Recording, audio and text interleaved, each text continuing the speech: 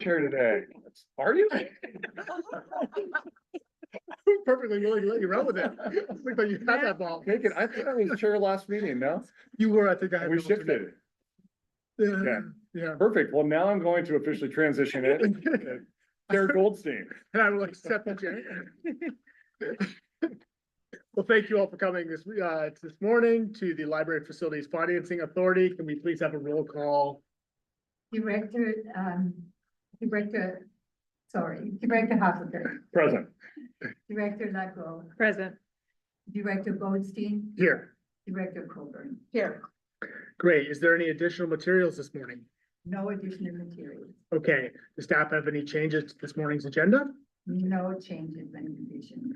Okay, seeing no changes to the agenda, do we have any public comment this morning on anything that is not listed on today's agenda or is listed on today's consent calendar? Sure, Mr. Termini. yes. I am your joyful chair of the Library Advisory Commission, and it's good to see you all. And I have a couple of things to report out on. First of all, we had an incident in Felton. I think you all heard about it. We had to close the branch because of air quality. And we had a report by Laura Wally that kind of framed it all, and we have a new process for getting people out safely. We had some great information about our collection development and maintenance, and we were all educated by that. And finally, we are overjoyed that you once again bring us a first-class library director. We had our first meeting with Christopher last week, and he weathered a robust round of public comment and did it with minimal eye rolling. So I think he's qualified for consent of Bruce County. Thank you all. Any questions? Thank you. Okay, that brings us to any other public comment? Seeing none, I'll close public comment and bring it back to the board for item 5, report by the library director. Is there anything? I've submitted a written report, but I do want to highlight a couple of things from that report, if you don't mind. Okay, As you will have seen in the last couple of weeks, we have a couple of closure incidents with our Golden Creek branch involving some plumbing issues. And I just wanted to let you know that we are on addressing those issues. They have to do with plumbing that was installed during the renovation. And we're working to resolve that. And then also just want to call to your attention the Live Oak Library Annex ribbon cutting open house is still scheduled for Saturday, November 23rd. all right. Thank you. There's no questions on that item. That would take us to item 6, which is the consent calendar. There's 2 items listed on today's consent calendar. Anyone want to pull anything off consent? It's actually 6. There's 4 more on the next page. On the next page. There are 6 items on today's consent. We're having one of those mornings. Does anyone want to pull any of the items for further discussion? I move approval. Second. All right, if there's no further discussion, then let's have a voice vote. All those in favor say aye. Aye. Aye, opposed. Motion carries unanimously. That takes us to item 7, which is general business. It looks like we have no general business today. So project updates and comments by board members. Have any updates or comments this morning? No, I mean, Okay, we're pretty much done, so. yeah, just one more bond issue to go, I guess, Yeah. for the city of Santa Cruz is ready. Okay, the next order of business is the upcoming meeting schedule. Our next meeting for the LFFA is February 6th at the Aptos Branch Library at 9 a.m. And that takes us to adjournment, where we will adjourn this meeting. All right. Turning the page to our next meeting, which is the Library's Joint Powers Authority. I will note that the same members are still present. Additional materials. Do we have any additional materials for our LJPA meeting this morning? No additional materials, Okay, changes to the agenda? no changes. All right, so now is the opportunity for public comment on anything on today's consent calendar or not on today's calendar for the LJPA. Do we have any public comment? I feel like we just did this. Okay, seeing none, I'll close public comment and bring us to the library director's report. So similarly, I've submitted a written report. In the packet, there are a couple of things I did want to highlight from that report. Eric Howard, the Assistant Director, his last day was Tuesday. So we're in our interim process. Laura Whaley is the first interim for 3 months. And if we still haven't replaced the position in 3 months, Sarah Harbison, who is also here, will then fill in for the next 3 months. We did have a great staff in-service day on October 17th. We covered a variety of things, including updated follow-up training on de-escalation, expanding our volunteer program, and of course, it was the day of the Great Shakeout, so there was a program on that. I have started these drop-in Meet the Directors meetings just for the general public. Yesterday I was at Capitola and I'm at Scotts Valley on November 7th. We'll roll more of those out through November and December. And then finally, I just wanted to point out, you'll see it on the first page of this report, we've promoted Jessie Silva to our new Manager of Outreach position, bringing that position up to the leadership level in our organization. You know Jessie, she has led our outreach to vulnerable communities for a number of years now, so we're really pleased about that. Great, well, thank you so much. Okay, so that takes us to the next item on today's agenda, which is the report by the Friends. Do we have a report from our Yes, Friends? I'm It's right gonna be here. great. Yeah, good morning, everyone. I'm Sarah Beck, the Executive Director of Friends of the Santa Cruz Public Libraries. I'm really happy to be sharing with you that we've been working on a number of things the last several months. We had a fantastic event, September 20th, which was a summit and strategic direction gathering. We had, I don't want to say it was unprecedented, but it was a wonderful set of folks because we had our Friends board members. We also had Friends chapter members and leadership, as well as a number of staff from the library. So that was really fun. We did a lot of celebrating of accomplishments from the last year, and then we dug in on some really good workshop processes for next year. Our plan is really to align, hopefully through the next year, with the strategic planning cycle that the library is already following. So this is going to be an interim year for us. We're hoping to do our strategic planning kind of piggybacking off of the library process next year. So in order to meet that in the same place next year, we've got a number of goals that are bringing us to that point. We're really excited to start doing more communication towards the public about how we can all be a friend. Everyone can be a friend. We really want to make sure that the entire public is aware of the fact that if you are served by a particular branch of the library, you can also be a friend to the library. And that is everything from volunteering, participating even in a program, everywhere from that to donating or advocating for the library. So there's just a lot of opportunity for us to do storytelling and to make sure that our whole community can participate in supporting the library. A couple of other things came out of that strategic work.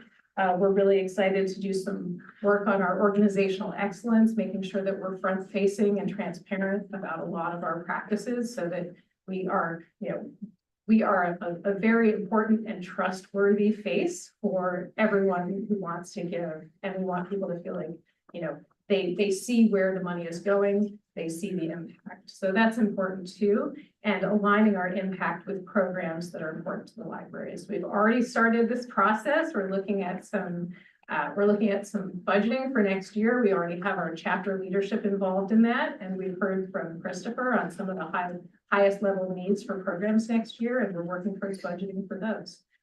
So really everything's coming along. We're hoping to meet some higher targets for fundraising and really get to a place where we're able to report on impact and really share, all the accomplishments of the library along with how much we're able to bring that support to them.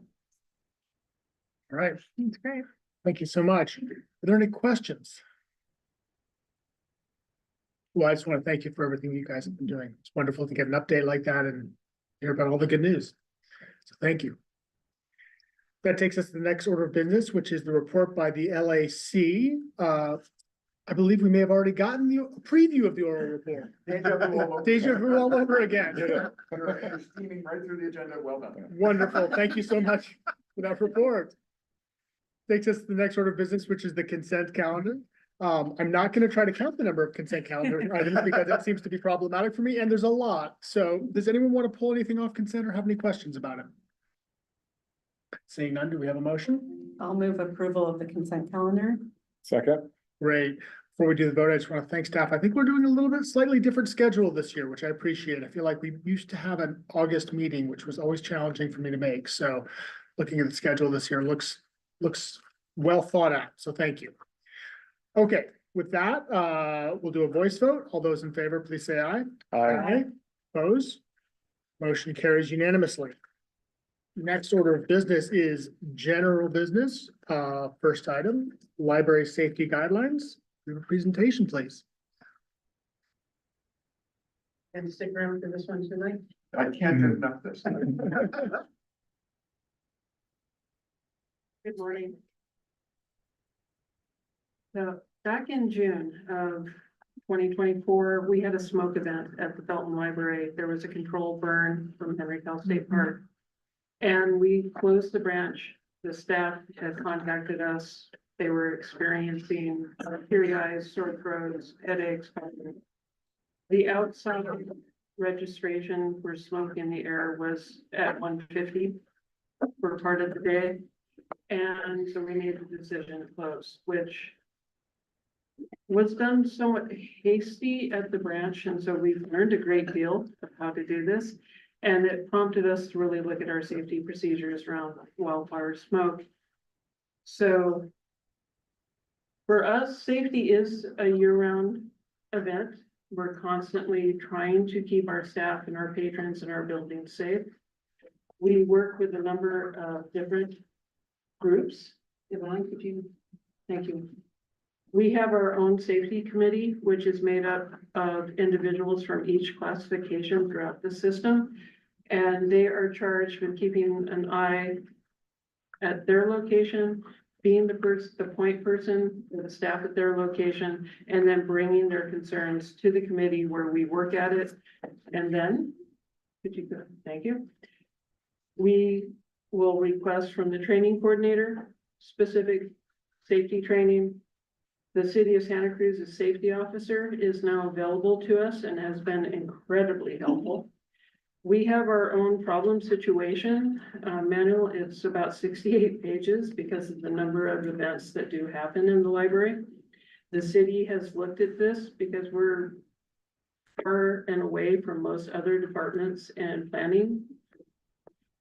We, again, our safety committee, and then we utilize the city and our own intranets to share the information, communicate with the staff on that. So our 4 areas of safety are health and personal safety. That's for staff and patrons in the building. Our facilities, we want to make sure we're ADA compliant. We don't have sharp edges. We don't have things that are going to fall on people. Behaviors, that's one of our big ones when it comes to our incident reports. And we train our staff with de-escalation techniques, when to call other agencies. It's a challenge for that one. And then external events, which could be the wildfire smoke, when we had to evacuate with CZU, earthquakes, anything, Boulder Creek with its plumbing kind of qualifies for that. We're working on it. So for the health and personal safety, these are just things that happen in our buildings and our staff need to know how to take care of. And so it's medical emergencies, environmental allergies or triggers, the cleanliness of the building, human bodily fluid exposure and bloodborne pathogens. Only our maintenance team and management team are trained in how to actually clean that up. That's not something we want our general staff to be doing. And there are times when we call ServPro, which we did have to do at Boulder Creek a couple weeks ago. We also experienced drug paraphernalia, syringes, residue. We're working with the city safety officer on that. Hepatitis, that's primarily from potential needle pricks. Bomb threats, we have had them. Scotts Valley, I think, was the last one that I can recall, and it's been quite a long time. And then fortunately, we have not had active shooter. And that one has been interesting to try to get the training because we have the 4 jurisdictions. So we have the city of Santa Cruz for the city's buildings, the county for the county buildings, Scotts Valley and Capitola. So trying to coordinate all that has been a bit of a challenge for us. Now for the facilities, it's water leaks, fumes, hazardous materials, and we have our evacuation plans. We look at those every single year in October, which is our safety month, and reassess. With the new buildings, we're going out and walking through them with the staff, trying to make sure that we have pathways for people to get out safely. We run these by the fire departments when they come through. And here are some of our behaviors. They're usually disruptive. It can come from an emotional or mental state, psychiatric emergencies, vandalism, and threats of physical or actual physical violence. Oftentimes, these are towards another patron, but they do unfortunately also occur towards staff. And then our external events. As Christopher stated, at our most recent staff day, we did the Great Shakeout. It's October's earthquake. And then the staff went back to their branches and did it at their locations, so they know that. We also in October ask our staff to review the problem safety manuals, walk it through, talk it amongst themselves, who's going to do what, how's that going to work. With the air quality and wildfire, that's all kind of new to us, and so we are really learning how to address that issue.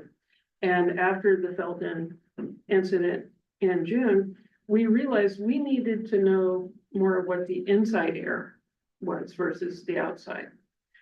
Now, all of our facilities, and at downtown is only this room, have an HVAC system. But not all the HVAC systems are the same. There's different levels of the MERV filters, and that's a high efficiency particulate filter. I have to write the note, I'm not going to remember that. And at Felton, it's a MERV 8, which is good. And we can't adjust it because the entire system was built around that. Now, Aptos and Capitola, they have much stronger. They have MERV 13, as does Branson 40. Scotts Valley also has a MERV 13. Boulder Creek, though, Felton, Garfield Park have the MERV 8s.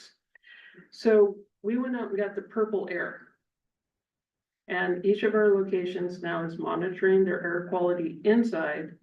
And then we have given staff the links to air quality now for external.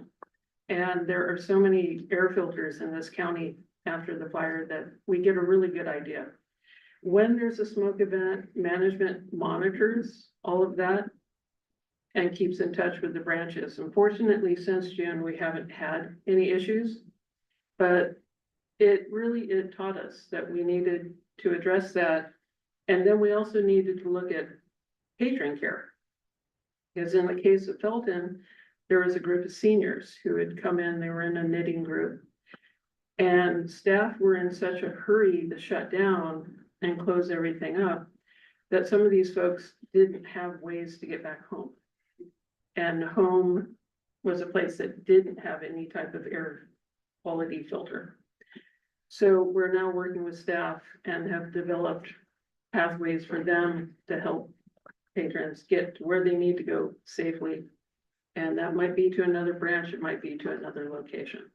So it's always been a learning, and we're learning more every day. I don't think there's anything after that one. So if you have any questions for me, I'd be more than happy to try to answer them for you.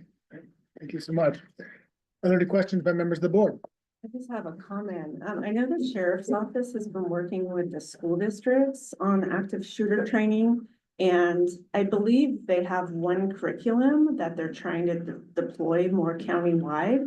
So if you wanted to connect, and I think they've also connected with the police departments, because they're trying to be all in alignment as to the protocol. So I'm happy to connect you That would be with the wonderful. person who's been responsible for that. Yeah, I would love that. And we really, and if we can have one protocol for the entire system, that would be fantastic. All right, are there any other questions?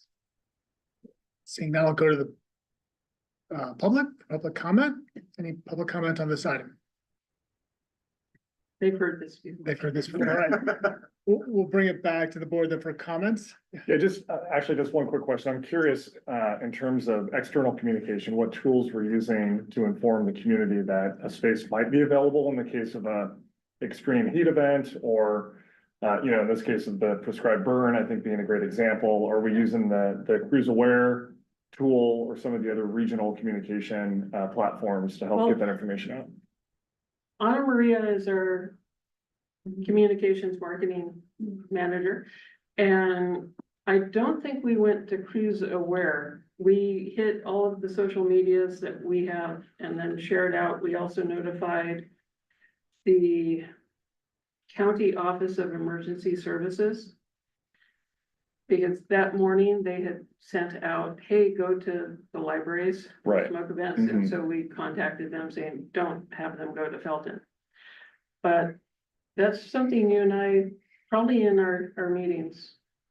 That needs to be standardized in terms of how we align with other communication outlets in order to let the community know. But as far as I'm aware, it's an internal protocol and we just use our internal avenues, meaning social media, and then the website has a big banner, which is what notifies the public. And that's as far as I've been here for a year. That's been the protocol that we're developing. And in terms of communicating with other agencies, in the event of a heat event, we connected with Jason Hoppen at the time and we aligned. So these would be polling centers, but there isn't a standardized protocol in place.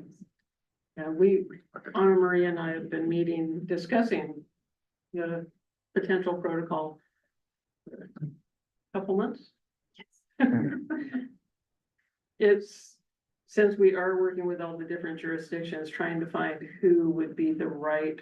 And I think Cruise Aware is probably the. Yeah, it's best. in our department. So, and we actually got Cruise Aware specifically because there was a request from the board and other entities to communicate more with the public and be more proactive. So Jason Hoppen and David Reed, who's the director of our county office of emergency response, can help coordinate with you on that.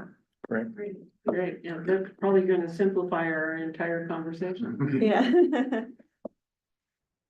All right, other comments? I did have one, for the facilities that don't have the higher quality, have the filters within the HVAC system, I encourage you to at least look into this, the portable air filters. We use them to great effect at the city of Capitola. You could probably, with one of the larger scale ones, turn over the air in this space here multiple times in an hour.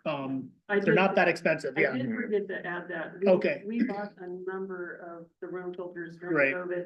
We've kept them, and with the Felton situation, we did deploy all of them to Felton for this event. Yeah, they do a Because they're fantastic job. communities. And that is part of our protocol, is if we know there's gonna be a smoke event in a location, we will send them out ahead of time. Yeah. Yeah, But thank you for reminding me of that. yeah, the only trick is with those things is having filters changed periodically. That's Yeah. it's a little bit like batteries for the flashlight when the power goes out, It's- We do have them on the schedule. That's great. That's great. Well, I'm good to hear you guys planning through these things. I don't believe there's any action on this item. There's no further discussion. We'll go to the next item. Thank you so much, Laura.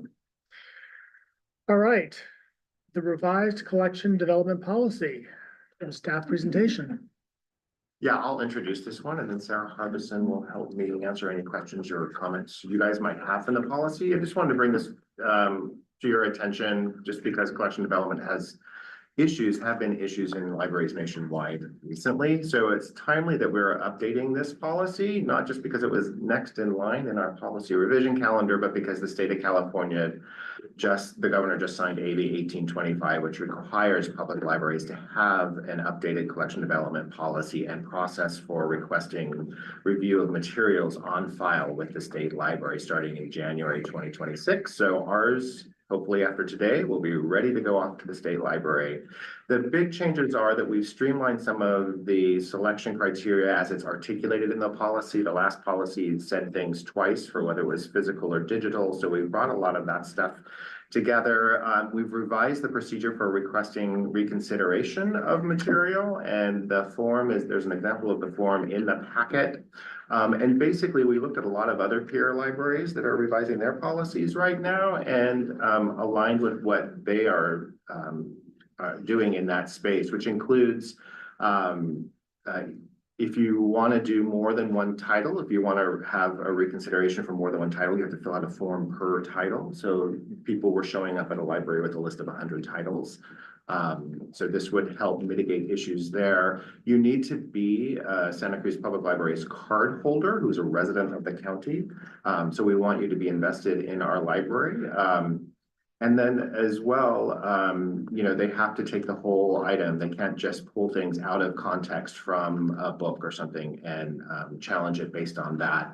And then finally, we will, going forward, review an individual title one time every 3 years.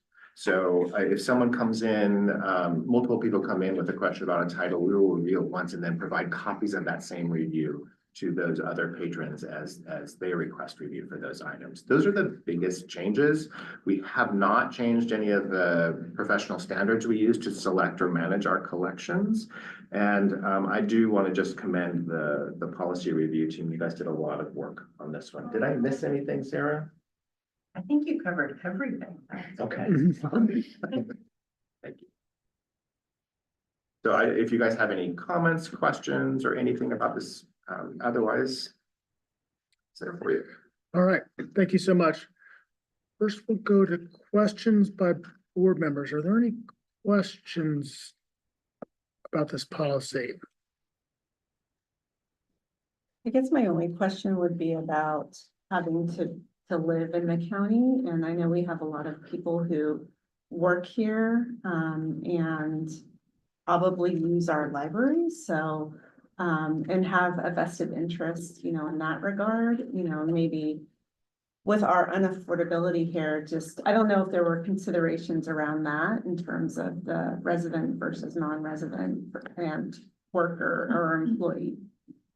I don't know, did the committee discuss that? This is in line with a lot of other libraries are doing this. Yeah, we did discuss that particular aspect. I think that's a really good point. I mean, we, as Christopher said, we looked at what other peer libraries were doing and really just wanted to prepare our library system if we do start to get a lot of challenges to materials in the collection. Yeah. And we changed this because we'd seen across the nation that there were people who didn't reside in the community or perhaps even the state of that library challenging materials. Depending on every library system, yeah. Had even visited that library before, so we just wanted to position ourselves to not have that happen to us. But I think we would welcome any comments from anyone. So I wouldn't want to exclude someone who uses our library that doesn't live in the county. Yeah, and I completely understand that point about not wanting to invite challenges from just anyone around the nation or wherever. I know that our workforce, a lot of people just can't live here anymore in our counties. So, but they may have been born and raised here, they're still working here, and they're still really invested. Yeah, so just something to think about. And then I have a question about in the review process. I feel like this came up a number of years ago when we were talking about it's the library director. So the library director is the final, and that was where we ended up before. I think maybe it was 5 years ago when we did this last time, we were talking about whether this board we talked about the LAC potentially being the final decision maker, and I think we Mhm. ended up with the library director. Yeah, and that has not changed. You see different models around the country.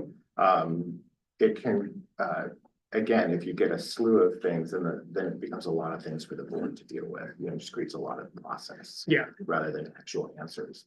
We can, if you guys want us to reconsider, we can certainly look at that going forward, but. I think library director sounds. Yeah, I think we did a fair bit of consideration, and that was where we ended up last time. I was just trying to refresh my memory. Yeah. Okay, well, thank you so much. I do have a comment as well, but let's go to public comment. Is there any public comment on this item? Seeing none, I'll close public comment, bring it back to the board for discussion, questions, comment. I'll move approval. Second. Okay, we have a motion and a second. Before we do, I just wanted to note that the issue that Director Coburn raised, I would encourage staff to be a little bit careful about, with situations like this, it's sort of ripe for a lawsuit, right? So, somebody comes in from out of state and just submits a whole bunch of gives you 1,000 books or something for reconsideration. And if our practice has always been, well, we always take them anyway. And in this case, we said, no, I think we could be setting ourselves up. So just understand, I think that this can be an area that's probably one of the more contentious areas within libraries. And so, ensuring that we follow our policy, and if that requires our policy to be amended that says that you're a resident or can provide evidence of working in the county or something, maybe that's an amendment that would be warranted. I would just caution staff to be too accommodating on something like this, because accommodation often can lead to then providing an example which people can prey on if they're trying to really get us. So that's just a comment. I don't think. Can just we consider it. Can we add that language as part of the motion for today? That both resident or proof of working within the county? Yeah. Yeah, that would. I'm happy to make that as part of the motion. Okay. Okay. Well, then maybe we've cleaned it up. Okay. Thank you Okay. for that. All right, so we have a motion, it sounds like, and we have an amended motion. Seconder's okay with the amendment? Yes. Great. If there's no further discussion, let's take a voice vote on this. All those in favor say aye. Aye. Aye. Opposed, motion carries unanimously. Okay, so then next order of business is an update to the 10-year financial plan from Baker Tilly. Do we have a staff presentation, please? This is just me again. This is informational, just to let you know that this information was originally presented to you earlier in a board meeting from Baker Tilly. As we were reviewing it after that presentation and working with Baker Tilly, one of our wonderful analysts, Jennifer Young, found a miscalculation in their Excel formulas, which they corroborated to the tune of about $1.1 million a year in our favor. So what we just wanted to bring this to your awareness that while we still have a downward trend in our 10-year projections, financial projections, it's not as immediately dire as was presented in the summer. And I'm bringing this here in case you have any questions or comments around this. Well, that's good news. Less batterer. Are there any questions from staff? Just a comment. I appreciate the thoroughness and the transparency around that adjustment. I'm glad that it was in our favor. And gives us a little bit of a runway as we plan for long-term sustainability. So appreciate the update. Yeah, I would echo that sentiment as well. I'm having IT issues, so we'll just stop trying to look at the staff report. And we'll ask for public comment on this item. Is there any public comment? Okay, close public comment, bring it back to the board. Well, I just wanted to also note that our agreement for the Library Financing Authority ends at the end of this fiscal year, and Director Goldstein and I and Director Huffaker, that is a separate JPA, so we're not on that board, that's our elected officials, so we can meet and discuss as a group and not violate the Brown Act, but we're starting to talk about the contributions since that agreement ends and adjustments to that, and those conversations will be continuing into the new calendar year, and they coincide also with discussions around the administrative services costs of the library and what they're paying to the city of Santa Cruz. So we're trying to make, consider all of that at one time so that we can land on what growth we might see from the county library fund and the city in terms of contributions, which will hopefully address some of what we're seeing here in the fiscal model. Yeah, thank you. I would echo those comments. There's a lot of moving pieces right now, and I think, knowing that we have a little bit more runway here as we look out further into the future is certainly encouraging, and I'm confident we're gonna be able to come up with a new agreement for the library's financing authority that's gonna help provide resources, that we're gonna be able to find ways to maybe close this gap or other mechanisms if we need to, so. Okay, any further discussion by board members? I just have a question. So the work with Baker Tilly, is that, have they completed their scope of work? So we're, okay, so we've received everything we needed from them. Okay. Okay. Well, with that, takes us to the end of our general business and comments by board members. Do we have any more comments? All right, then the upcoming meeting schedule, as I mentioned earlier, our next meeting will be November 7th at the Aptos Branch Library at 9. Not true. February. November 7th has been canceled. November 7th meeting has been canceled. Thank you. And our next meeting is February 6th at 9 a.m. at the Aptos Branch Library. Thank you very much. And with that, we are adjourned.